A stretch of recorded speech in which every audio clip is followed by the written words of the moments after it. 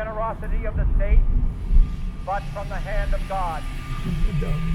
We dare not forget today that we are the heirs of that first revolution.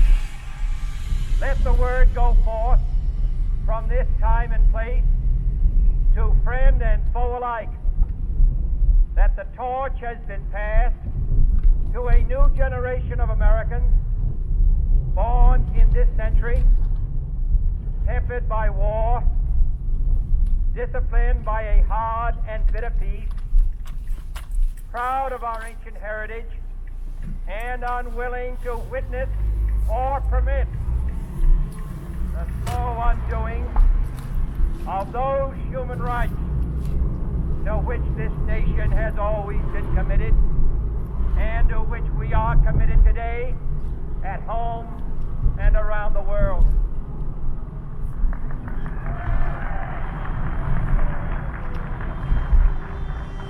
Let every nation know, whether it wishes us well or ill, that we shall pay any price, bear any burden, meet any hardship, support any friend, oppose any foe, to assure the survival and the success of liberty.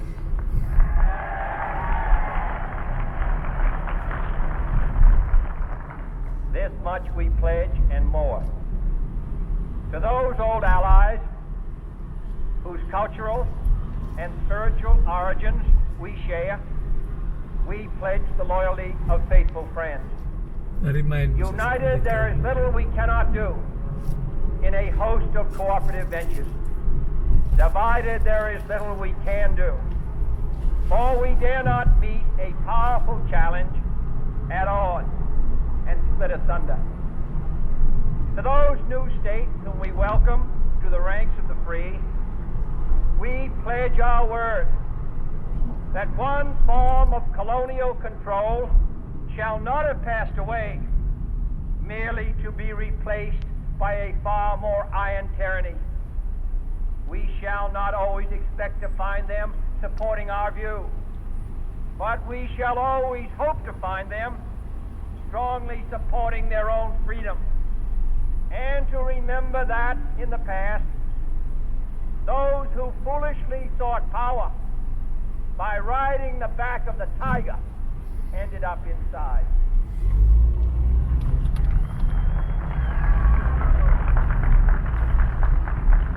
To those people in the huts and villages of half the globe struggling to break the bonds of mass misery, we pledge our best efforts to help them help themselves for whatever period is required, not because the communists may be doing it, not because we seek their vote, but because it is right.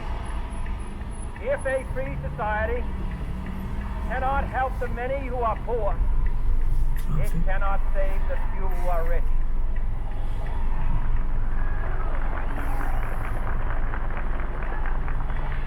To our sister republics south of our border, we offer a special pledge to convert our good words into good deeds, in a new alliance for progress, to assist free men and free government in casting off the chains of poverty.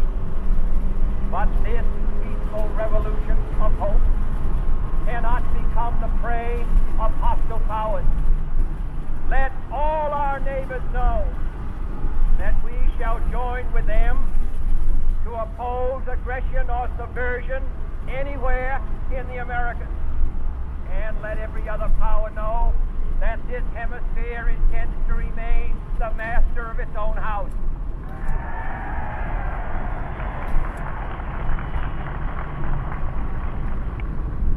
To that World Assembly of Sovereign States, the United Nations, our last best hope, in an age where the instruments of war have far outpaced the instruments of peace, we renew our pledge of support to prevent it from becoming merely a forum for invective, to strengthen its shield of the new and the weak, and to enlarge the area in which its writ may run.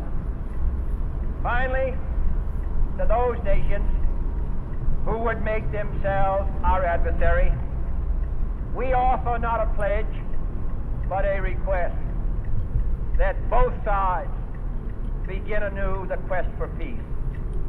Before the dark powers of destruction, unleashed by science, engulf all humanity in planned or accidental self-destruction. We dare not tempt them with weakness, for only when our arms are sufficient beyond doubt can we be certain beyond doubt that they will never be employed.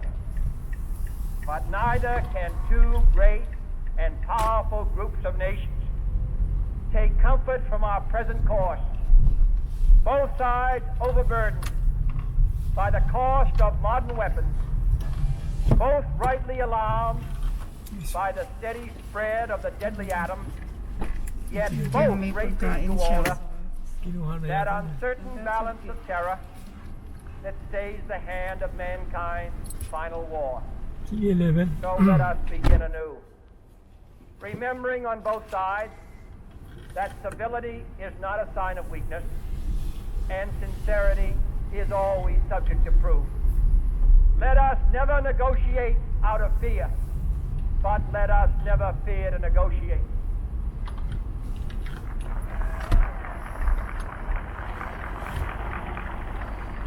Let both sides explore what problems unite us, instead of belaboring those problems which divide us.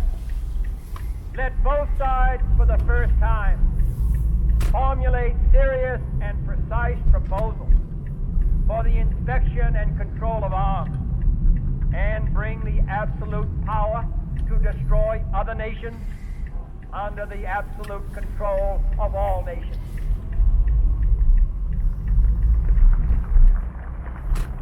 Let both sides seek to invoke the wonders of science instead of its terrors.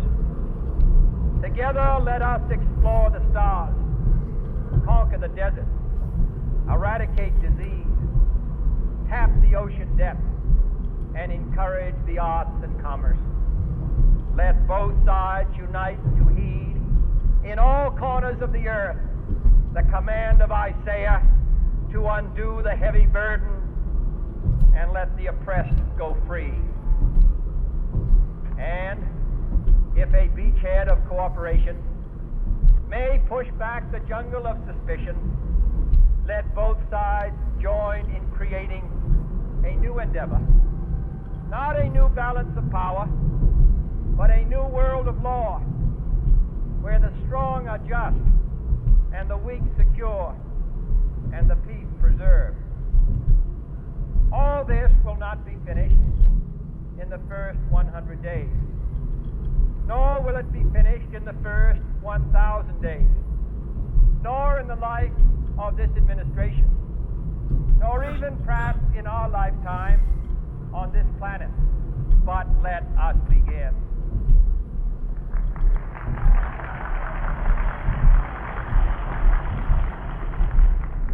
In your hands, my fellow citizens, more than mine, will rest the final success or failure of our course. Since this country was founded, each generation of Americans has been summoned to give testimony to its national loyalty. The graves of young Americans who answered the call to service surround the globe. Now the trumpet summons us again, not as a call to bear arms, though arms we need, not as a call to battle, though in battle we are, but a call to bear the burden of a long twilight struggle, year in and year out, rejoicing in hope, patient in tribulation, a struggle against the common enemies of man, tyranny, poverty, disease, and war itself. Can we forge against these enemies a grand and global alliance, north and south, east and west, that can assure a more fruitful life for all mankind? Will you join in that historic effort?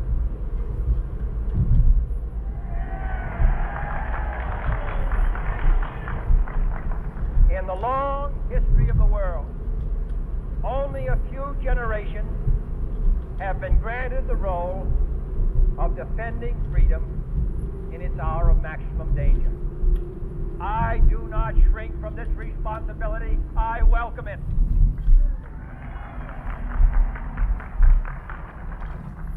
I do not believe that any of us would exchange places with any other people or any other generation. The energy, the faith, the devotion which we bring to this endeavor will light our country and all who serve it. And the glow from that fire can truly light the world. And so, my fellow Americans, ask not what your country can do for you. Ask what you can do for your country.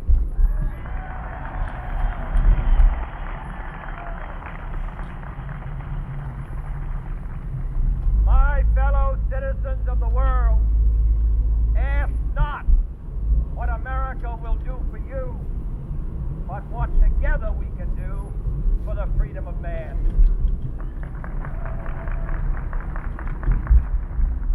Finally, whether you are citizens of America or citizens of the world, ask of us here the same high standards of strength and sacrifice which we ask of you.